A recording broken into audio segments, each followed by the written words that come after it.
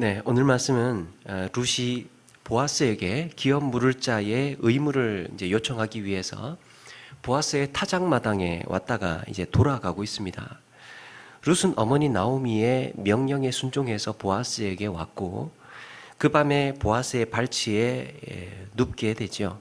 한밤중에 룻을 발견한 보아스는 룻이 온 이유를 그렇게 듣게 되고 기업 물을 자의 책임을 이 보아스가 이행하겠다고 합니다.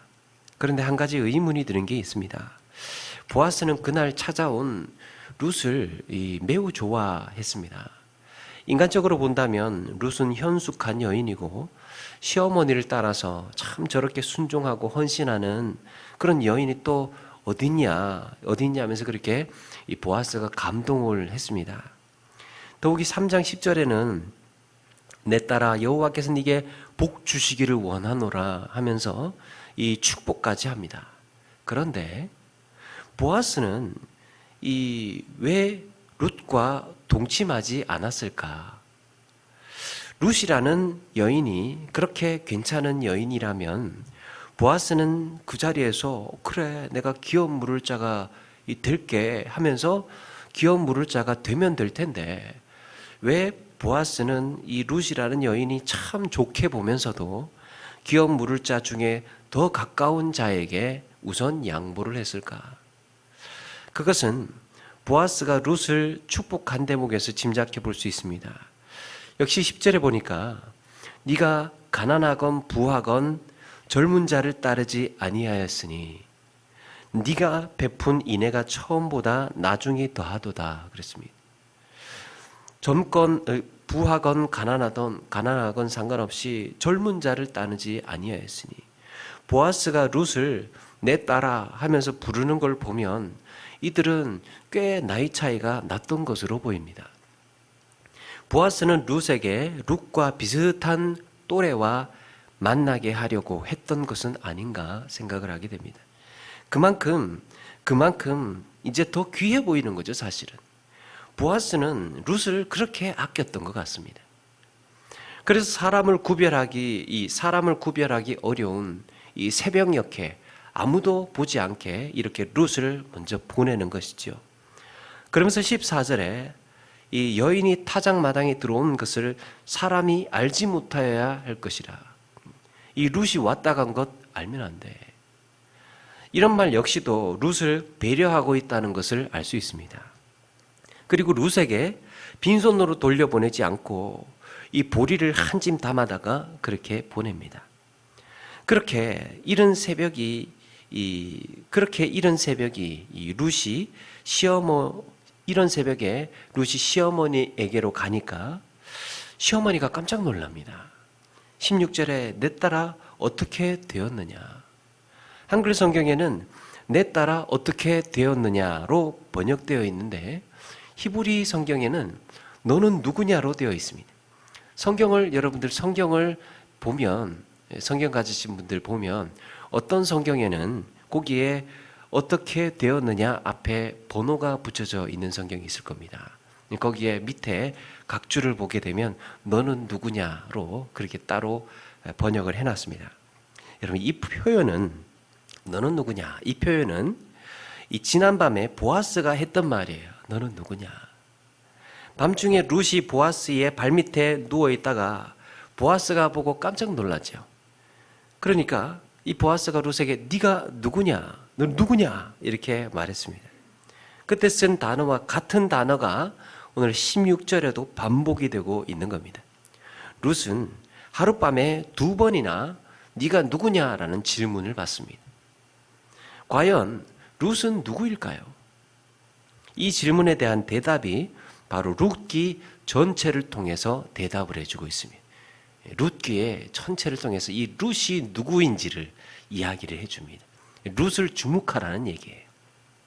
그런데 아무리 같은 단어라고 해도 보아스가 룻에게 너는 누구냐라고 한 것은 정황상 어울리는 표현인데 나오미가 이른 아침에 돌아온 룻에게 너는 누구냐라고 물은 것은 이해하기가 어렵죠. 자, 그런데 우리말에도 이런 비슷한 표현이 있습니다. 우리가 뜻밖의 친구를 만났을 때 뭐라고 합니까? 이게 누구야? 예? 이게 누구야? 라고 하면서 말할 때가 있습니다. 그가 누구인지 몰라서 묻는 말이 아니라 생각지도 못한 때에 보게 되어서 놀랐을 때 쓰는 말입니다. 너는 누구냐? 이게 누구야? 예? 그러니까 나오미가 룻을 그 밤에 보내놓고 얼마나 궁금해했을까? 그 의미가 있는 거예요. 얘가 가서 어디 쫓겨난 것은 아닌가? 아니면 누구한테 무슨 봉변을 당한 것은 아닌가? 보아스가 룻을 만났다면 또 이야기는 어떻게 됐는지, 이렇게 나오미는 밤새도록 룻을 보내놓고 걱정과 근심으로 마음이 조마조마해서 뜬 눈으로 밤을 새웠는지도 모릅니다.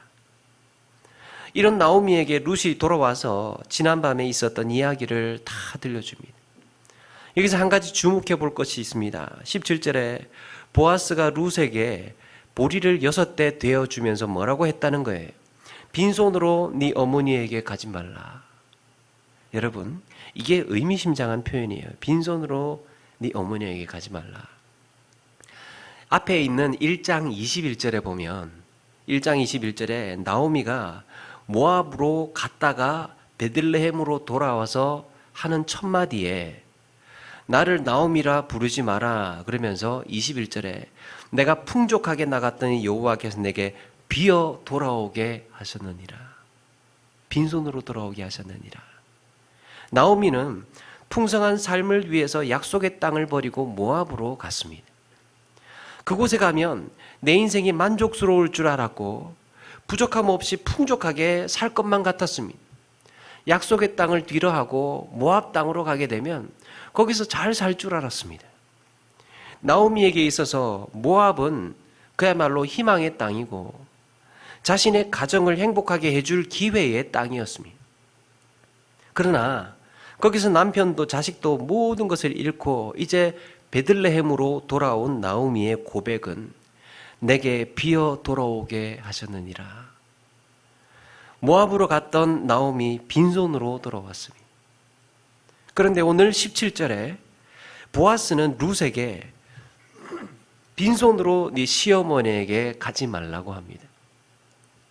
이게 앞에 나오는 표현과 동일한 단어예요. 동일한 단어. 나오미는 모압으로 갔다가 빈손으로 돌아왔지만 룻은 베들레헴의 보아스에게 갔다가 빈손으로 돌아오지 않고 풍성한 양식을 안고 돌아옵니다. 보아스는 이제 두 여인의 빈손을 채워줄 인물로 등장하고 있는 거예요. 나오미와 룻의 텅 빈 삶을 채워줄 이가 바로 보아스라는 것을 예고하고 있습니다. 나오미는 보아스가 지난밤에 했던 이야기며 앞으로 어떻게 또 할지 빈손으로 가지 말라고 하면서 또 보리를 한 짐 그렇게 지어주었다는 얘기를 쭉 들으면서 느끼는 바가 있었습니다. 하나님은 모압으로 갔던 자신을 빈손으로 돌아오게 하셨지만 보아스에게 갔던 룻은 하나님께서 이렇게 풍성하게 채워서 돌아오게 하셨다는 것을 깨달았습니다. 하나님을 떠났던 자기 자신은 이렇게 빈손으로 돌아오게 하셨지만 어머니의 하나님이 나의 하나님이 되겠다고 그렇게 베들레헴으로 이렇게 찾아온 룻에게는 이렇게 한 짐 가득히 풍성하게 해서 돌아오게 했다는 것을 깨달았습니다. 약속의 땅을 버렸던 나는 빈손으로 돌아왔는데 약속의 땅을 찾은 룻은 풍성하게 채워서 돌아오게 하셨구나. 나오미는 여기서 하나님이 일하고 계심을 깨닫게 됩니다. 그리고 이렇게 말합니다. 내 딸아, 이 사건이 어떻게 될지 알기까지 앉아있으라. 여기서 앉아있으라는 그냥 너 꼼짝하지도 말고 앉아있으라 라는 말이 아니죠. 너는 이제 네가 할 일을 다 했으니까 침묵하고 기다리라는 말이에요. 이제 공은 보아스에게로 넘어갔습니다. 이제 보아스가 할 일이에요. 그리고 또 이런 말을 합니다.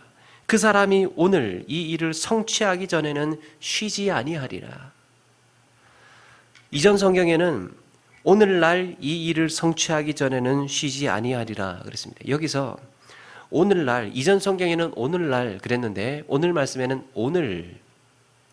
그러면 오늘날과 오늘의 차이가 뭡니까? 오늘날은 현재 이 시대를 말하죠. 오늘날 이 시대. 그런데 오늘은 바로 지금, 바로 오늘이라는 말이에요.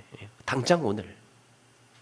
보아스가 이 일을 진행하는데 지체하지 않겠구나 확신을 한 겁니다.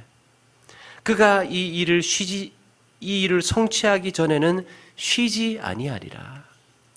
여기서 쉬지 않는다라고 했을 때, 이 쉬지 않는다라고 했을 때의 의미는 자기가 해야 할 일이 무엇인지 분명히 알고 주저하거나 지체하지 않는다는 말이에요. 쉬지 아니하리라. 이걸 바꿔 말하면 사명이라고 합니다. 쉬지 아니하리라. 지체하지 아니하리라. 하나님은 룻에게 가업을 이어줄 가까운 친족을 만나게 하신 것이 아니고 사명의식을 가진 적임자를 만나게 하셨습니다. 룻도 마찬가지로 아무래도 이방인이다 보니까 모든 일에 있어서 생활 양식이 이 베들레헴에서는 낯설고 서툴 수밖에 없죠. 룻이 베들레헴에서 와서 베들레헴 여인만큼 해줘도 이건 매우 잘하는 것인데, 룻은 베들레헴에 와서 베들레헴 여인보다 더 뛰어난 탁월하고 유능한 지혜로운 모습을 보여줍니다. 잠언 31장에 현숙한 여인이 누구인가를 소개를 하는데, 현숙한 여인은 이 여인 때문에 집안이 궁색하지 않고 가업이 일어나고 일꾼들에게 업무를 분담해주고 가난한 사람들에게 베풀기도 하고 매사에 자신감이 있고 위엄이 있고 덕담이나 지혜로운 말이 풍성한 사람이라고 소개하고 있습니다. 룻이 바로 이런 여인이었어요. 자기가 해야 할 일에 쉬지 않는 여인이었습니다. 현숙한 여인. 룻은 엘리멜렉의 가문을 일으키는데 가장 적합한 사명자였던 거예요. 룻 역시도 쉬지 아니하는, 하나님의 역사 가운데 쓰임받은 이들은 이렇게 자기가 해야 할 일을 분명히 알고 주저하거나 지체하지 않는 사명자들입니다. 하나님은 바로 이런 자들을 찾으시며 이런 자들과 함께 일하시기를 기뻐하시는 줄로 믿습니다. 중국 선교의 거목 허드슨 테일러, 이 허드슨 테일러는 훈련받지 않은 그리스도인은 거의 쓸모가 없다, 이런 얘기를 했죠. 그런데 이 말은 좀 점잖은 표현이에요. 하나님은 준비되지 않은 자를 쓰신 적이 없습니다. 모세는 애굽에서 왕제 교육을 받고 광야에서 40년 동안 광야의 특성과 생존을 익혔습니다. 요셉은 아버지의 목축을 배웠고 보디발의 집과 감옥에서 이 탁월한 행정가로 준비되었습니다. 다윗은 사울에게 도망을 다니면서 하나님만을 의지하는 신실한 왕으로 준비되고 있었습니다. 신약에 와서 예수님의 제자들 역시 그들이 준비되기까지 끊임없이 예수님에게 훈련을 받습니다. 이렇게 보아스와 룻은 하나님의 역사 가운데에 이렇게 준비된 자로 쓰임을 받게 됩니다. 그런데 오늘 우리는 이 오늘 말씀에서 또 하나의 인상적인 표현에 주목을 하게 되는데, 그의 여기서 앉아 있으라, 여기에 앉아 있으라라는 표현이, 앉아 있으라. 내 딸아, 이 사건이 어떻게 될지 알기까지는 앉아 있으라. 이제 침묵하라는 말입니다. 룻은 그동안 나오미의 말에 다 순종하면서 다 행하고 있었습니다. 이제 준비 작업은 다 끝났습니다. 이제 남은 것은 되어질 일을 보아스에게 맡기면서 침묵하는 것뿐입니다. 어떤 분은 침묵을 하나님의 언어요, 말 없는 언어라고 했습니다. 침묵은 하나님의 언어고 말 없는 언어다. 여러분, 신앙생활에서 침묵은 매우 중요한 덕목입니다. 그 중에 이 침묵의 이 의미 중에서 왜 침묵해야 될까? 그 중에서 하나가 돌아보는 것입니다. 돌아봄. 침묵은 자신을 돌아보게 합니다. 시인 정채복님의 꽃과 침묵이라는 시가 있는데요. 거기에 그 시가 이렇습니다. 제비꽃은 제비꽃으로 만족하되 민들레꽃을 부러워하지도 않고 닮으려고 하지도 않는다. 어디 손톱만한 냉이꽃이 한밭꽃이 크다고 하여 기죽어서 피어나지 않은 일이 있는가? 쌀이꽃은 쌀이꽃대로 모여서 피어 아름답고 산유화는 산유화대로 저만큼 떨어져 피어 아름답다. 사람이 각기 품성대로 자기 능력을 피우며 사는 것. 이것도 한 송이 꽃이라고 나는 생각한다. 사람이 각기 품성대로 자기 능력대로 그걸 피우며 사는 것. 하나님께서 우리 각자에게 주어진 삶의 형편을 우리가 받아들이고 거기에 감사와 만족을 찾는 시간이 침묵을 통해서 돌아보게 되는 거예요. 제비꽃이 제비꽃으로 만족하지 않고 그저 더 예뻐 보이는 민들레를 바라볼 때 불행이 시작되는 거죠. 하나님은 우리 모두를 세상에 하나뿐인 작품으로 만드셨습니다. 그럼에도 나는 얼마나 욕심을 내고 열등감에 사로잡혀서 사는지, 또 얼마나 불평과 불만 속에 가슴앓이를 하고 있는지 돌아보아야 됩니다. 사도 바울이 자기 병 낫기 위해서 그렇게 크게 3차례나 기도했다고 하죠. 그런데 사도 바울이 깨달은 것은 무엇입니까? 네게 준 은혜가 네게 족하도다. 너의 그 형편, 너의 그 아픈 처지, 너의 그 지금 고난당하고 있는 그 현장, 그게 너한테 은혜야. 바울은 그걸 깨닫고 나서 내가 예수님의 고난에 동참하고 있구나. 내가 주님의 그 피 묻은 십자가에 이렇게 나의 삶으로 동참하고 있구나. 찾은 것입니다. 그의 현실은 누가 봐도 행복해 보이지 않습니다. 그의 아픈 상황은 누가 봐도 좋아 보이지가 않습니다. 그러나 이렇게 침묵하고 기도하는 가운데에 발견한 것이죠. 또 하나가 침묵에서 우리가 이 의미를 찾아본다면 침묵은 기다림이에요. 침묵은 기다리는 것입니다. 여기서 말하는 침묵은 그저 그냥 말하지 않고 꾹꾹 눌러 참는 것을 말하는 게 아닙니다. 침묵한다고 해서 그냥 참아. 이게 아니고 그 말 많은 나의 의문과 이 불평들을 다 내려놓고 하나님의 음성을 기다리는 것입니다. 이제 내가 가야 할 길을 다 갔을 때, 내가 해야 할 노력을 다 했을 때, 내가 해야 할 최선의 힘을 다 쓰고 난 다음에 이제 하나님의 처분, 하나님의 음성을 기다리는 것입니다. 그때부터는 침묵하는 것이죠.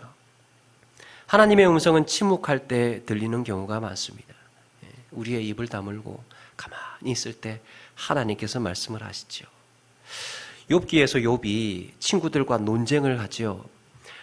내가 왜 이렇게 고난을 받아야 하고 내가 왜 이렇게 이 고생을 해야 되는지 나도 모르겠다. 이렇게 한탄을 하고 있으니까 또 친구들은 너 뭐 좀 죄 지은 거 없어? 죄 지은 게 분명해.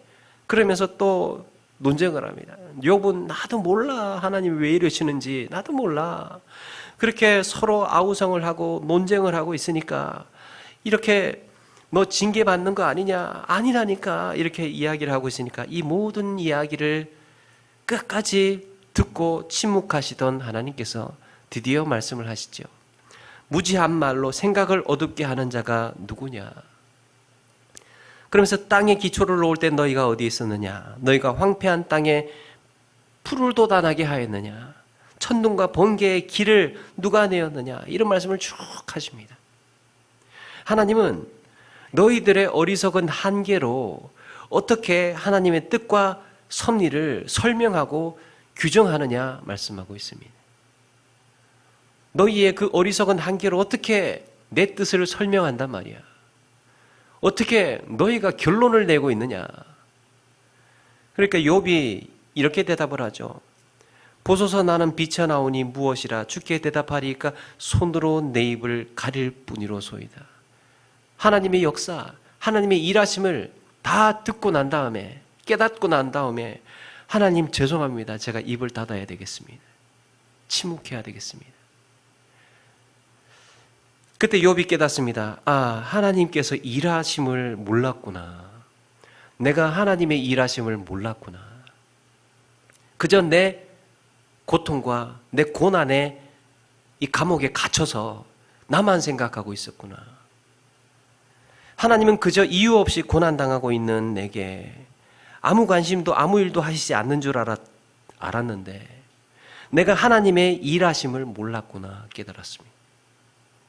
모세 역시 이스라엘 백성들에게 너희는 두려워 말고 가만히 서서 여호와께서 오늘 너희를 위하여 행하시는 구원을 보라 그랬습니다. 가만히 서서 너희들 두려워하지 마. 불평하지 말고 불만하지 말고 아우성 치지 말고 침묵하는 가운데 하나님이 행하시는 구원을 똑똑히 보라는 겁니다. 그래서 인간의 모든 노력 뒤에 그 결과를 이루는 하나님의 일하심을 우리도 기다려야 할 줄로 믿습니다. 우리는 가끔 보상받기를 원합니다. 내가 이만큼 했는데 말이야. 나는 이만큼 했는데, 나는 이만큼 성과를 이루어냈는데, 내가 지금 한 게 얼만데 하나님 왜 내한테 이렇게 안 해주셔? 하나님 왜 이렇게 나한테 보답을 안 해주셔? 우리는 불만을 하고 불만을 토로하고 불평을 하는 경우가 종종 있습니다. 그러나 하나님이 말씀을 하시죠. 네가 내 뜻과 섭리를 알겠느냐. 일본 작가 엔토 슈샤쿠의 침묵이라는 이 소설이 있는데 이 일본의 기독교가 박해를 당할 때 많은 성도들이 그 순교한 역사를 주제로 그렇게 쓴 책입니다. 박해자들은 예수 믿는 사람들이 이 십자가를 좋아하니까 그 십자가에서 이제 죽으라고 이런 고통을 줬다고 합니다. 박해자들을 이 바닷물에 다 들어가게 하고 난 다음에 바다 한가운데다가 십자가를 세워놓고 거기에 예수 믿는 사람들을 다 묶어 놓습니다. 잠시 후에 이제 일몰이 되면 점차 물이 밀물이 되어서 차오르게 되는데 그러면 물 속에 이제 꼼짝없이 잠기게 되는 것이죠. 그래서 이 단숨에 죽이지 않고 오랫동안 고통을 주면서 두려움을 주면서 그렇게 죽게 하는 것입니다. 언제라도 예수님을 배반하고 하나님을 버리면 용서하겠다는 조건을 답니다. 근데 마지막까지 두 사람이 이 두 교인이 순교를 당하게 되는데 물이 점점 그렇게 차오르게 됩니다.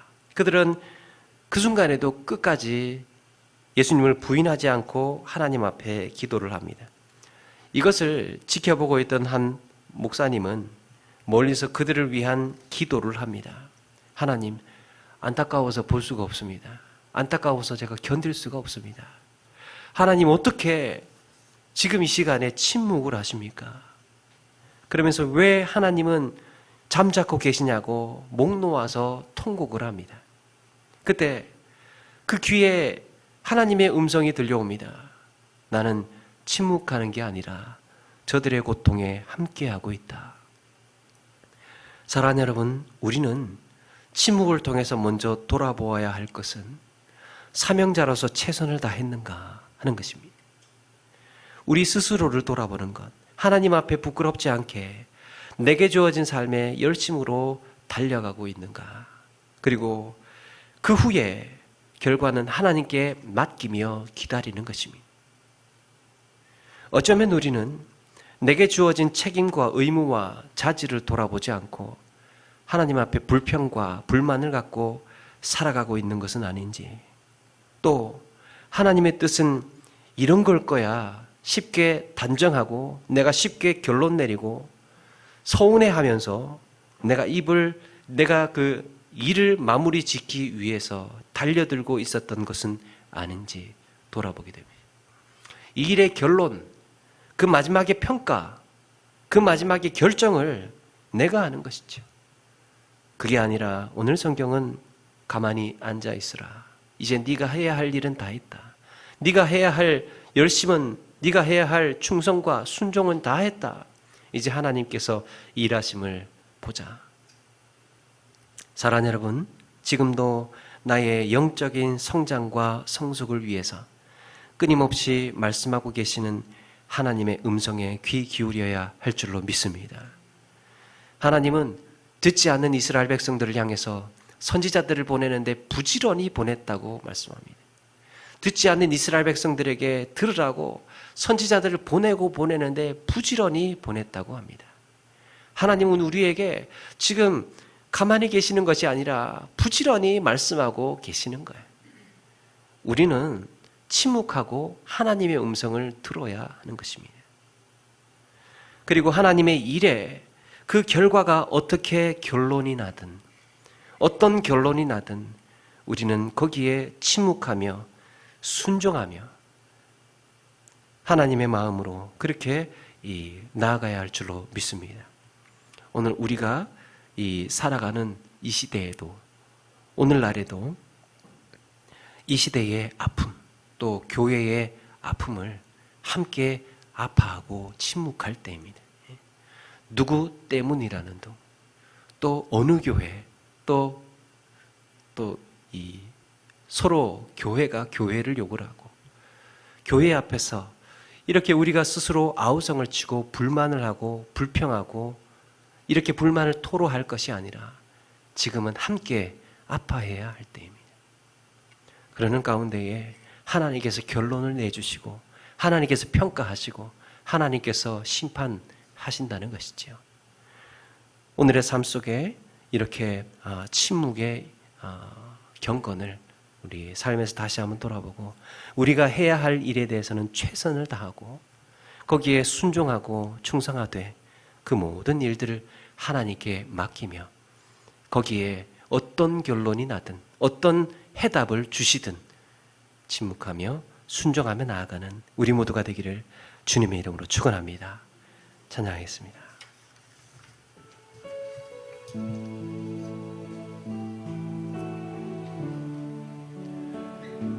그 일은 비길 때가 어딨나 잴 수도 없고 셀 수도 없는 귀하신 이름 놀라우신 이름 참되신 이름 우리 주 예수 이름 내가 생각할 때 내 마음속에 기쁨 넘치네 우리의 소망 구원 되시는 주 그 이름 비길 때 어딘 비탄에 빠진 가련한 영혼 비탄에 빠진 가련한 영혼이 슬픔의 안개 걷어치우고 즐거이 새 생명 새 힘을 얻어 쓰라린 상처 아무렇도다 주 예수 이름 내가 생각할 때 내 마음속에 기쁨 넘치네 우리의 소망 구원 되시는 주 그 이름 비길 때 있나 이 세상 모든 것이 없어져도 그 이름 오늘 더욱 빛나리 내일도 영원토록 증거되며 찬란한 빛을 더욱 발하리 주 예수 이름 주 예수 이름 내가 생각할 때 내 마음속에 기쁨 넘치네. 우리의 소망 구원 되시는 주 그 이름 비길 때 어디 주 예수 이름 내가 생각할 주 예수 이름 내가 생각할 때 내 마음속에 기쁨 넘치네. 우리의 소망 구원 되시는 주 그 이름 비길 때 어디 있나. 우리 오늘 말씀 기억하면서 잠시 한번 기도하며 나가기를 원합니다. 많이 힘이 들 때 불평하고 투정하고 불만할 것이 아니라 우리의 힘이 다하였을 때 그 자리에서 침묵하며 하나님의 뜻을 기다리게 해달라고. 우리의 삶 가운데에 우리 스스로를 먼저 돌아보고 내가 달려갈 길에 최선을 다하였는가, 하나님 앞에 하나님의 형상대로 그렇게 살기 위해서 몸부림을 쳤는가, 우리 스스로를 돌아보며 또 하나님의 일하심을 기대하며 살아가겠습니다. 함께 우리 이 시간 말씀 기억하면서